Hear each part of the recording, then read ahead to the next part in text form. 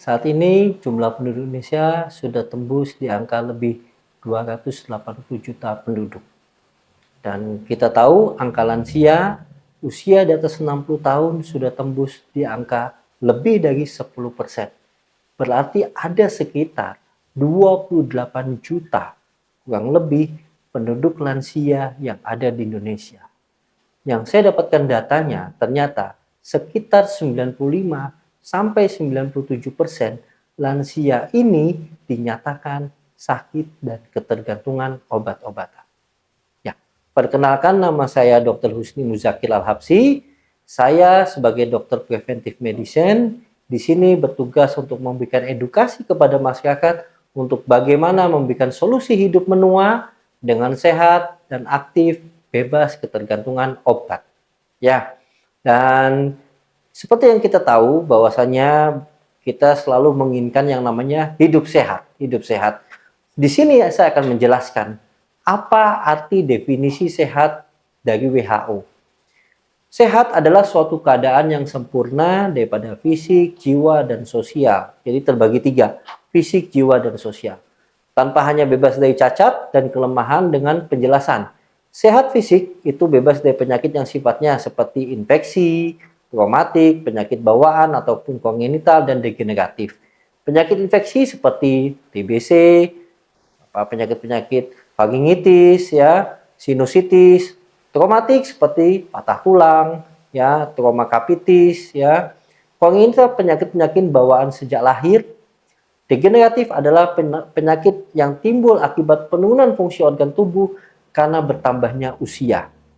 Lalu sehat secara jiwa. Sehat secara jiwa itu adalah tidak ada tanpa gangguan emosional, kemauan, dan intelektual. Sehat sosial, mampu berinteraksi dengan sesama, keluarga, masyarakat, dan berjalan dengan baik. Dan di sini saya akan mengutip pernyataan dari Syekh Mutawalli Asy'arawi mengatakan bahwasanya harta itu adalah rezeki yang paling rendah. Kesehatan adalah rezeki yang paling tinggi. Dan di sini saya ingin memberikan solusi kepada masyarakat bagaimana masyarakat ini bisa menjaga harta yang paling mahal pada dirinya, yaitu apa? Kesehatan.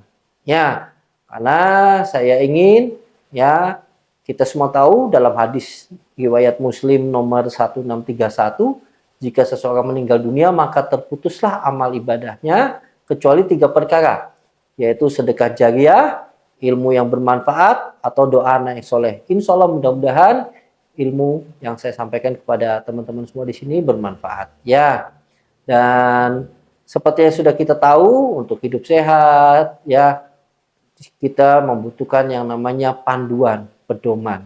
Al-Quran sudah menjelaskan bagaimana caranya kita untuk hidup sehat. Di dalam surah Al-Isra ayat 111, wa nunazzilu minal Qur'an ma huwa syifa. Dan kami turunkan dari Al-Quran suatu yang menjadi penawar, obat. Wa rahmatun lil mu'minin, dan rahmat bagi orang beriman. Ya, jadi Al-Quran itu bukan hanya sekedar sebagai pedoman hidup, tapi dia juga sebagai obat. Dia akan memberikan solusi kepada mereka-mereka yang yakin bahwasanya Al-Quran ini akan memberikan kesembuhan buat dia. Dan diikuti oleh surah Yunus ayat 109, ya ayuhan nas qad ja'atkum mau'izatun min rabbikum wa syifa. Hai manusia, sesungguhnya telah datang kepadamu pelajaran dari Tuhanmu dan penyembuh bagi penyakit-penyakit. Ya. Dan karena di dalam Al-Quran sudah dijelaskan bahwasanya untuk solusi hidup sehat, tetapi kenyataannya di Indonesia saya mendapatkan data lebih dari 72,25% Muslim dewasa di Indonesia buta huruf baca Al-Quran. Ya, bagaimana untuk memahaminya? Untuk membaca aja, ya, masih belum bisa. Berarti untuk mereka punya masalah penyakit, masalah kesehatan, mereka cari solusinya jalan pintas, langsung ke dokter. Ya, dan itu pun akhirnya bersinggungan yang namanya dengan obat-obatan. Ingat, kesehatan sejati adalah bagaimana kita menangani kesehatan itu sebelum penyakit datang, serta bisa umur panjang sehingga kita terbebas dari penyakit. Dengan cara apa? Menjaga pola makan, sekaligus kita mengatur sekresi hormon dan sistem kekebalan tubuh. Pencegahan penyakit adalah obat yang sesungguhnya. Dan faktor-faktor yang menentukan kita hidup sehat ada 4. Yang pertama, faktor keturunan. Banyak di luar sana, bahkan pasien-pasien saya mengatakan, dokter, bapak saya kena kencing manis, ibu saya kena serangan jantung, paman saya kena stroke. Ya, bagaimana dok supaya apakah saya akan terkena penyakit seperti itu juga? Emang sih, yang namanya faktor keturunan itu tetap ada, tetapi itu tidak dominan. Yang saya baca dalam penelitian itu tidak mendominasi lebih dari 20%. Ya. Nah, yang di atas itu ada namanya faktor lingkungan. Faktor lingkungan berarti kalau kita berteman dengan orang-orang yang mohon maaf pola hidupnya tidak sehat, itu pun akan tertular. Ya, seperti hadis Nabi, kalau kita berteman dengan orang penjual minyak wangi, kita kena wanginya. Kalau berteman dengan pandai besi, kita kena besinya, ya. Dan yang selanjutnya yang lebih mendominasi adalah faktor fasilitas kesehatan. Ingat ya, fasilitas kesehatan, bukan fasilitas pengobatan.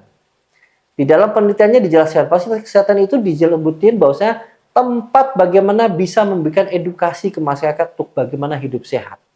Ya, dan yang jauh lebih banyak lagi yang menentukan apakah kita bisa hidup sehat atau tidak adalah pola hidupnya, pola hidup kita. Dan pola hidup sehat itu ada 4, terbagi oleh 4. Yang pertama adalah pola makan, yang kedua pola olahraga, yang ketiga pola istirahat, dan yang keempat adalah pola pikir. Ya, dan sedikit akan saya kutip ya beberapa ya menjelaskan yang 4 tadi itu. Dari pola makan di dalam Al-Qur'an pun sudah jelasin. Surah Al-Baqarah ayat 286. Ya ayuhan nas kullu mimma fil ardi halalan thayyiban. Hai sekalian manusia, makanlah yang halal lagi baik. Ya. Nah, ini kita tahu kalau makanan yang halal seperti apa, tapi thayyib. Dan sepakat para ahli tafsir dan beberapa ustadz yang saya tanyakan, thayyib itu adalah makanan yang menyehatkan. Berarti di dalam Al-Qur'an ini sudah mengatur bagaimana kita untuk hidup sehat, memilah makanan-makanan yang menyehatkan itu yang seperti apa. Ya, yaitu makanan yang betul-betul dibutuhkan oleh sel-sel tubuh kita. Ya.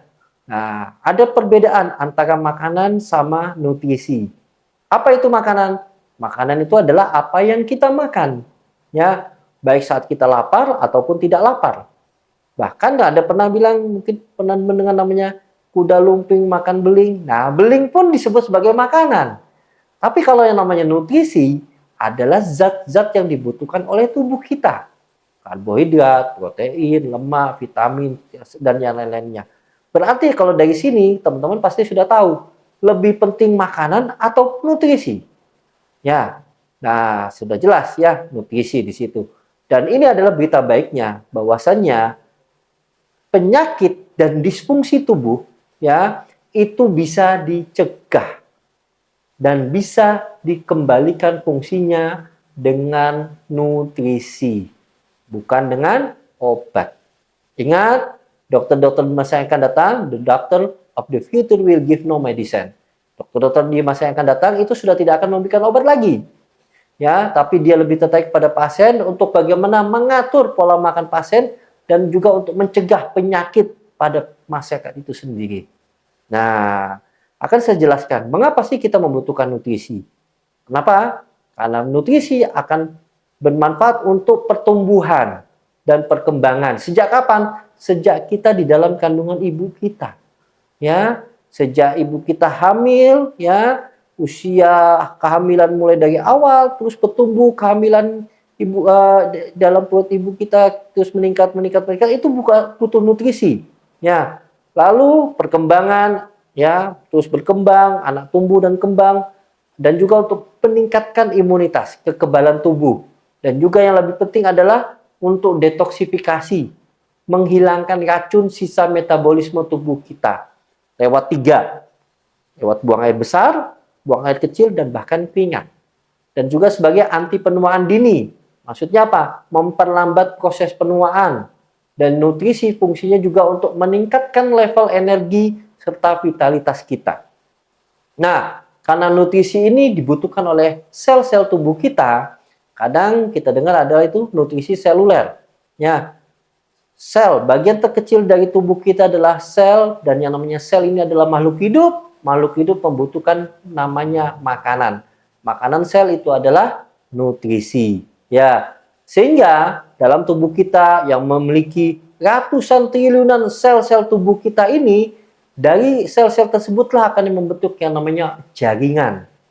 Dari jaringan membentuk yang namanya organ, dari organ membentuk yang namanya sistem tubuh, dan sistem-sistem inilah akan bekerja bersama membentuk kehidupan seorang manusia seperti kita ini.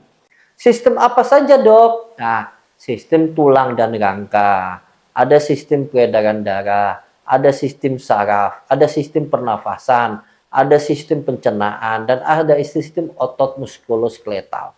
Jadi, kalau kita punya masalah di salah satu sistem, atau dua, atau tiga, atau semua sistem, berarti bagian terkecilnya yaitu sel ini yang kita tidak berikan nutrisi yang tepat buat mereka-mereka ini. Dan ini yang perlu diperhatikan.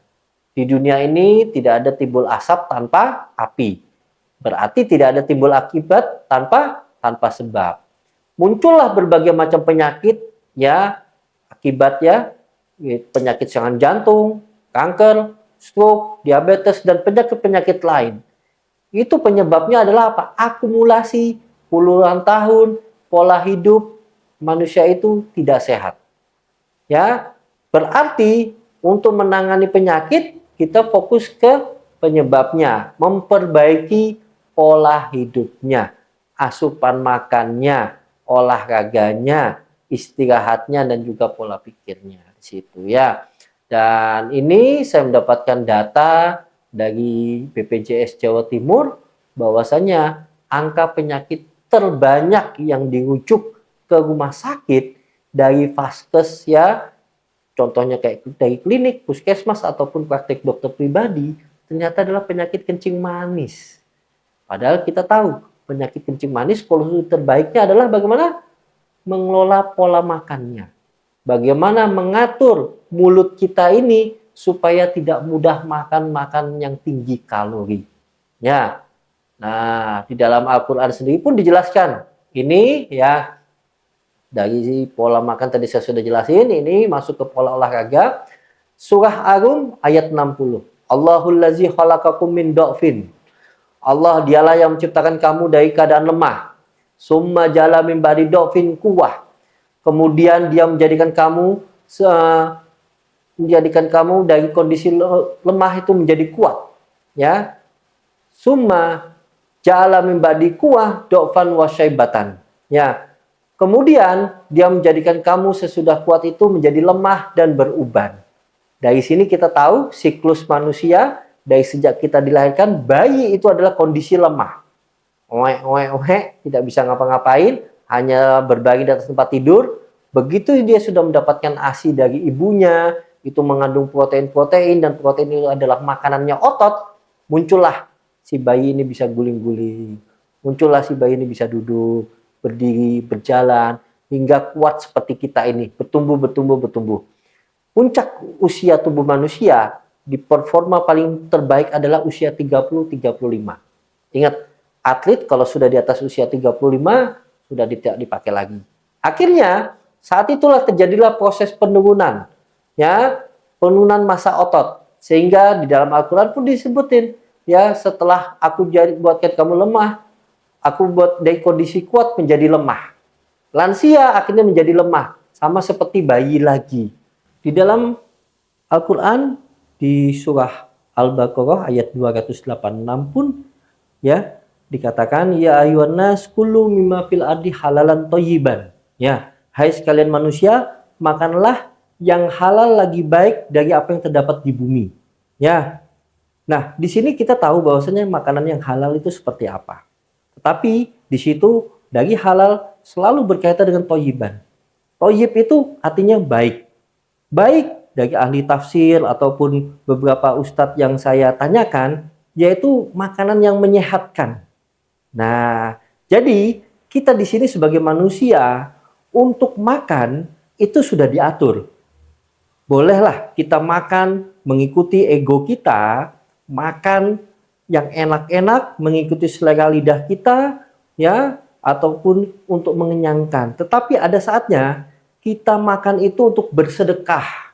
Maksudnya apa? Bersedekah kepada sel-sel tubuh kita, karena sel tubuh kita ini adalah makhluk hidup dan dia butuh makan, dan makanan sel itu adalah vitamin-vitamin, vitamin A, B, C, D, E, kalsium, magnesium, mineral, karbohidrat, protein, mineral, lemak, ya. Dan itu ada aturannya, ya. Ada angka kecukupan gizi di situ, ya. Nah, di sini saya akan sedikit jelaskan apa itu makanan dan apa itu nutrisi, ya. Makanan itu adalah apa yang kita makan di saat kita lapar, bahkan di saat kita tidak lapar, yang kita makan itu makanan. Kadang pernah dengar mungkin kuda lumping makan beling. Beling itu pun juga sebagai makanan, ya. Nah, kalau nutrisi bedanya, nutrisi itu adalah apa yang dibutuhkan oleh tubuh kita untuk supaya tetap sehat. Zat-zat yang dibutuhkan. Ya. Jadi, berita baiknya ya bahwasannya penyakit dan gangguan fungsi tubuh itu bisa dicegah. Ya, preventif ya, bisa dicegah dengan nutrisi, bukan dengan obat. Dan dokter-dokter di masa yang akan datang itu akan tertarik kepada pasien untuk bagaimana mengatur pola makan dan juga pencegahan dari penyakit tersebut. Nah, Bapak-bapak, Ibu-ibu, apa itu nutrisi dan mengapa kita membutuhkan nutrisi? Ya, nutrisi itu untuk membantu dalam pertumbuhan, perkembangan, peningkatan imunitas, detoksifikasi ya, penghilang racun ya, anti-aging, anti penuaan dini, dan untuk meningkatkan level energi dan vitalitas. Nah, nutrisi seluler di sini dimaksud adalah nutrisi untuk tingkat sel. Di dalam tubuh kita ada triliunan sel-sel tubuh dari ujung kepala sampai ke ujung kaki, ya, entah itu sel di otak, di jantung, di paru, di lambung, segala macam. Dan sel-sel itu makhluk hidup, dia membutuhkan makanan. Makanya disebut sebagai nutrisi seluler, ya. Nah, tubuh kita tadi sudah saya jelaskan memiliki ratusan triliunan sel, ya. Sel-sel ini yang akhirnya membentuk yang namanya jaringan. Dari jaringan itu akhirnya membentuk organ. Organ itu apa? Seperti organ otak, jantung, paru. Dari organ itu membentuk yang namanya sistem tubuh. Sistem inilah yang akan bekerja membentuk kehidupan seorang manusia. Dan sistem itu macam-macam, ya. Ada sistem tulang dan rangka, ada sistem saraf, ada sistem peredaran darah, ada sistem pernafasan, ada sistem pencernaan, dan ada sistem otot dan muskuloskeletal. Nah, di mana kita punya masalah kesehatan? Di situ bagian terkecilnya adalah sel. Ya, berarti ada ketidakseimbangan nutrisi yang kita berikan kepada sel-sel tubuh kita. Nah, ini yang perlu diperhatikan. Di dunia ini tidak ada timbul asap tanpa api. Tidak ada timbul akibat tanpa sebab. Ya, contohnya berbagai macam penyakit seperti serangan jantung, kanker, stroke, diabetes, segala macam, dan lain-lain. Itulah adalah akibat. Ya, dan penyebabnya itu apa? Tadi saya sudah jelaskan, yaitu karena pola hidup yang tidak sehat. Jadi akumulasi pola hidup manusia yang tidak sehat inilah yang akibatnya menimbulkan berbagai macam penyakit. Terkadang ya banyak teman-teman sejawat itu hanya fokus di akibatnya saja. Penyakit stroke, obatnya obat stroke. Penyakit kanker, obatnya obat kanker. Serangan jantung, obatnya obat jantung, diabetes. Tidak ada bagaimana untuk memperbaiki penyebabnya, hulunya.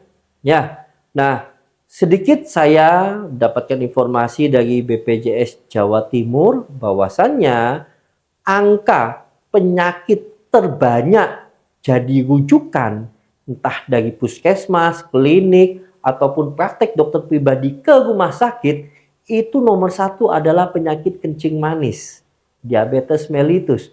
Padahal solusi terbaik penyakit kencing manis itu bukan dengan obat. Ya, penyakit kencing manis itu solusinya adalah bagaimana mengatur pola makan. Ini, menahan makannya. Ya, tetapi mohon maaf karena masyarakat awam tidak tahu caranya, bagaimana, dan makanya kami sebagai dokter preventif inilah tugasnya memberikan ilmu, edukasi, supaya teman-teman semua di sini bisa terbebas dari penyakit kencing manis ya. Dan ini selain itu juga tadi saya sudah sebutkan pola makan dan juga ada pola olahraga di dalam Al-Qur'an di sini surah Ar-Rum ayat 60, Allahul ladzi khalaqakum min dha'fin summa ja'ala min ba'di dha'fin quwwah. Allah dialah yang menciptakan kamu dari keadaan lemah. Kemudian Dia menjadikan kamu sesudah keadaan lemah itu menjadi kuat. Ya. Summa ja'ala min ba'di quwwah dha'fan wa syaibatan. Ya. Kemudian Dia menjadikan kamu sesudah kuat itu menjadi lemah dan beruban. Nah, di sini kita sudah tahu, di saat kita lahir, bayi itu lemah. Dia tidak bisa ngapa-ngapain, hanya oe-oe aja di atas tempat tidur ya.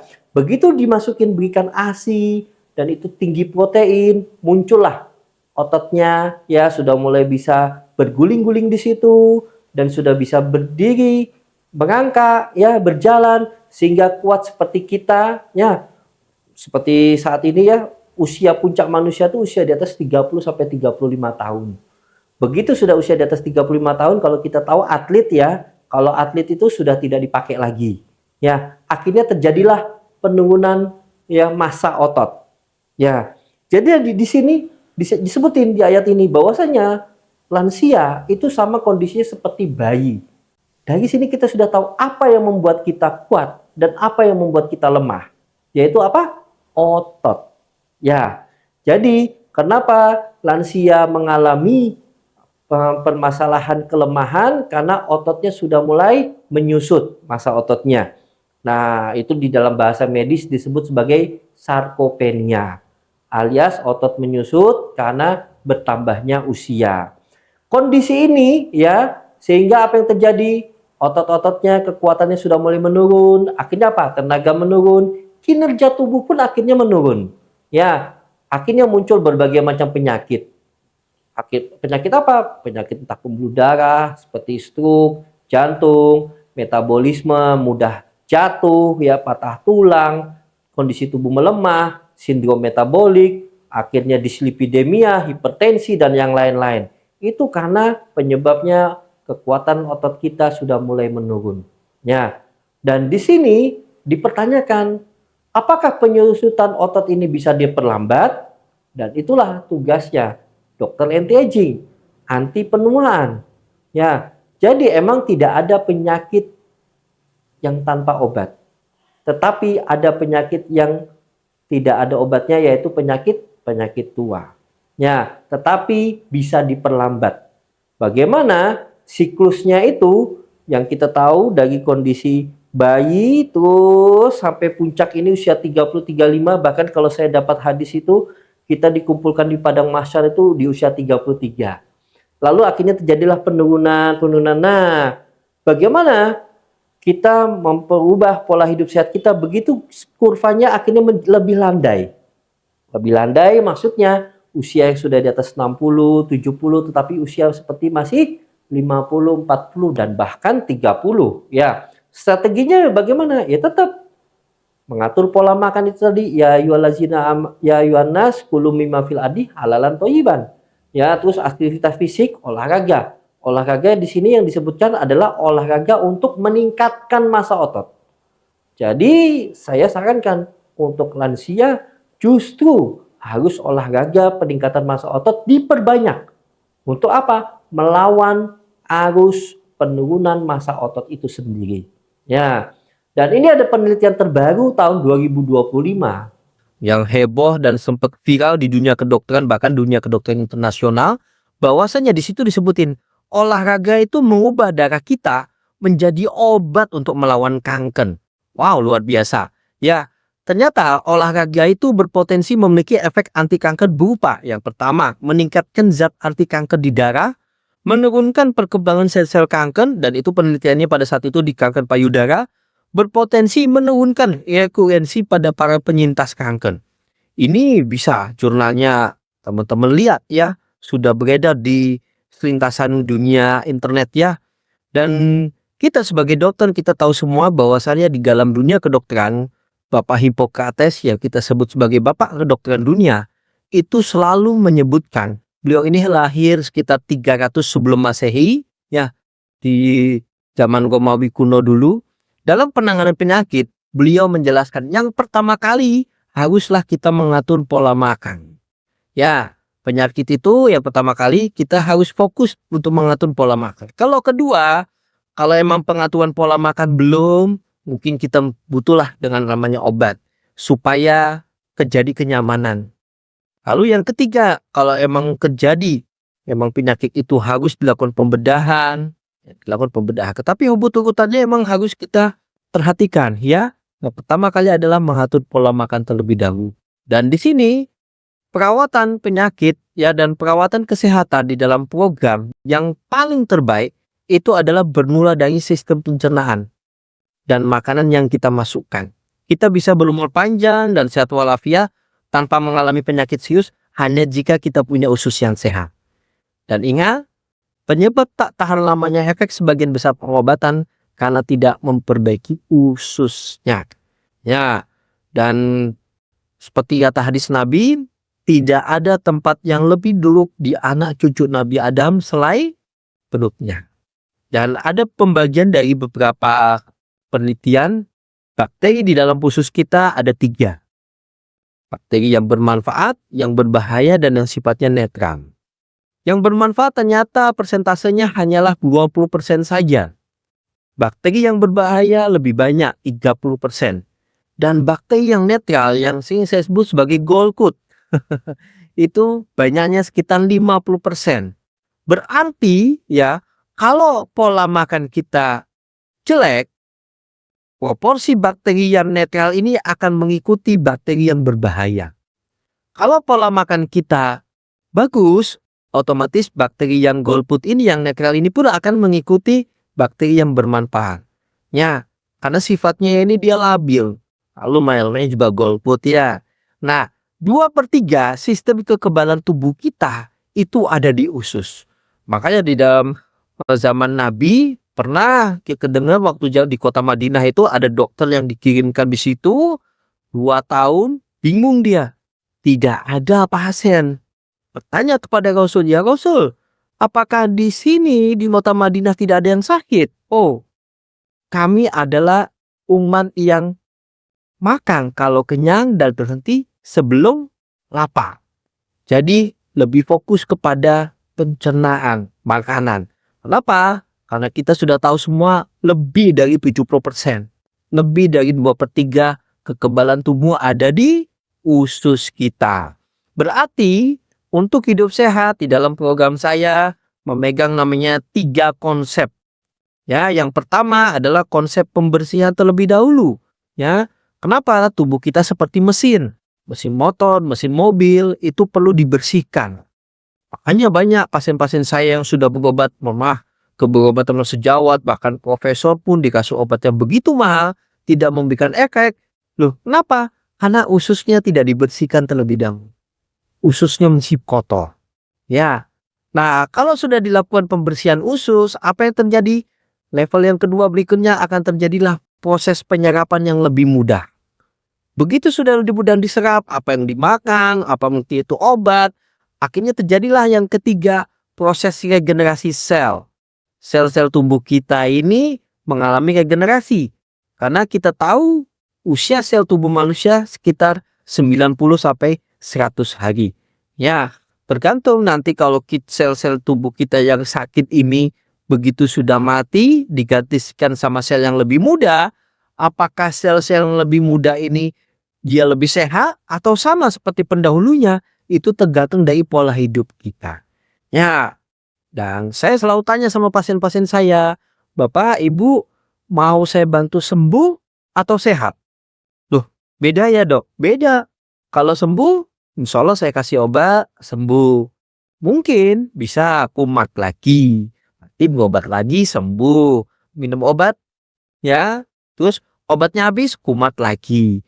Tetapi kalau sehat dok bagaimana? Kalau sehat, insya Allah akan saya bantu bagaimana bisa lepas dari ketergantungan obat-obatan. Oh, seperti itu. Iya, betul. Ya, jadi untuk ini saya ada program untuk bagaimana memberikan masyarakat pendampingan pola hidup yang sehat. Ya, untuk sakit menuju sembuh ya, itu akan terus-terusan akan menyebabkan ketergantungan ya. Akan kita berikan edukasi bagaimana mentok sudah sampai sembuh saja. Nanti akan saya bantu untuk bagaimana kembali hidup sehat. Saat itu tahun 2010 saya hanya tahu waktu itu tugas seorang dokter hanyalah mengobati saja. Mengobati pasien dari sakit jadi sembuh. Ternyata tidak sesederhana itu. Tugas dokter yang lebih utama adalah mengedukasi pasien kembali hidup sehat. Ya, dan sering menjadi hal yang sangat-sangat momok sekali. Begitu banyak orang bahkan di dunia ini mengeluarkan biaya yang begitu besar untuk biaya pengobatan. Tetapi dia lupa bagaimana untuk menjaga kesehatan, menginvestasi kesehatannya ya. Sepertinya tidak ada kata-kata singkat, pintas. Wah, saya mau sehat, tetapi tidak memperhatikan pola makan, tidak mau olahraga, sepertinya tidak menyambung itu ya. Dan ini dia untuk sehat ya, ada beberapa filosofi dari segi tadi pola makan tadi saya sudah sebutin ya. Makan ini ada beberapa bagian, ada karbohidrat, protein dan lemak. Untuk karbohidrat ini maksimal kita hanya boleh 40% saja. Maaf, Indonesia bahkan karbohidrat ini hampir 100%. Pagi sudah karbo, siang karbo, malam karbo. Padahal di dalam dunia nutrisi internasional, karbohidrat itu maksimal hanya 40%. Lalu apalagi protein. Nah, ini yang sangat kurang sekali. Asupan makanan kita, proteinnya sangat-sangat kurang. Padahal protein seperti nabati maupun hewani, kita membutuhkan sekitar 30%. Selain protein ada lagi apa? Lemak. Ya, karena tubuh kita membutuhkan yang lemak. Ya, lemak itu ketika ada lemak jahat, ada lemak baik, dan kita bagaimana mengkonsumsi lemak tak jenuh. Lemak baik. Kenapa? Karena itu untuk asupan hormon kita, ya karena di dalam tubuh kita, sistem metabolisme tubuh akan berjalan lancar kalau hormonnya juga stabil gitu. Ya, dan ini yang perlu diperhatikan. Jadi satu-satunya cara, mau nggak mau, dan ini adalah harga mati. Kalau kita mau sehat, kita harus mengubah gaya hidup kita.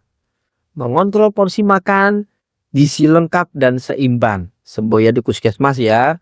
Gaya hidup aktif dan mengontrol porsi makan. Ya, dan mungkin beberapa teman-teman sudah mendengar ada penelitian dari Jepang, Profesor Yoshinori Oshimi, ya, bahwasannya ya di saat tubuh kita lapar, ternyata terjadi ada namanya proses autofagi, ya, di mana sel-sel tubuh yang mengalami penuaan, ya, yang sel-selnya tidak bergunain akan dimakan dan dibuang, ya. Kalau yang kita tahu itu adalah namanya intermittent fasting, tapi kalau di dalam agama kita, mohon maaf agama Islam, itu adalah puasa. Makanya kita selalu bilang, selalu mendengar dari hadis Nabi, sumu tasihu, puasalah kamu maka kamu akan sehat. Ya, sedangkan kita minum obat dijanjikan sama dokter hanya sembuh saja. Pilihan ada di tangan teman-teman semua, mau pilih sembuh atau sehat. Makanya selalu di program kami yang ingin hidup sehat, kita utamakan untuk puasa. Ya, kita lebih sering bersama tubuh kita, ketimbang sama baju, tas, barang-barang mahal lainnya, bahkan sampai kita mati. Ya, cobalah untuk kita investasi sama tubuh kita. Coba bayangin dari 4 pola ini, pola makan, pola olahraga, pola istirahat, pola pikir, kira-kira biaya pola mana yang paling besar kita habiskan? Betul, biaya pola makan. Ya, pertanyaannya, makanannya yang kita makan, yang sudah kita keluarkan habis ini, apakah makanan itu yang membuat kita sakit atau makanan itu yang membuat kita sehat? Ya, oke. Pesan saya di pertemuan ini yang perlu diperhatikan oleh teman-teman semua. Intinya, untuk hidup sehat, kita harus menjaga yang namanya 4 pola itu tadi. Pola makan, pola olahraga, pola istirahat, dan juga pola pikir. Ingat, kesehatan itu pilihan, ya. Seperti sama ibaratnya usia lanjut, tua itu pasti, ya. Tetapi mau sehat atau tua yang mau sakit-sakitan itu pilihan. Mau keluar uang untuk berobat atau keluar uang untuk investasi kesehatan itu juga pilihan. Orang yang selalu berkata, aku nggak punya waktu, aku tidak punya uang untuk merawat kesehatan dirinya. Nanti di waktu yang akan mendatang, dia akan menghabiskan lebih banyak waktu dan uang untuk menyembuhkan penyakitnya sendiri. Ya, dan ingat, kesehatan tak tergantikan nilainya. Mereka yang komitmen memilikinya akan memiliki segala-galanya. Sekian dari saya, mohon maaf apabila ada salah-salah kata. Mudah-mudahan informasi ini bermanfaat buat teman-teman semua dan bisa dibagikan kepada mereka yang membutuhkannya. Ya, sekian dari saya. Wabillahi taufik wal hidayah. Wassalamualaikum warahmatullahi wabarakatuh. Salam sehat.